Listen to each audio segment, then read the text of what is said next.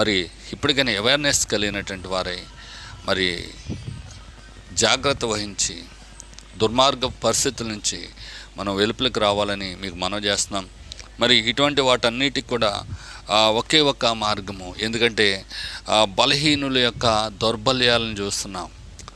బలవంతుడు బలహీనుని మీద ఆధిపత్యం చేస్తూ ఉన్నటువంటి వాడుకున్నాడు.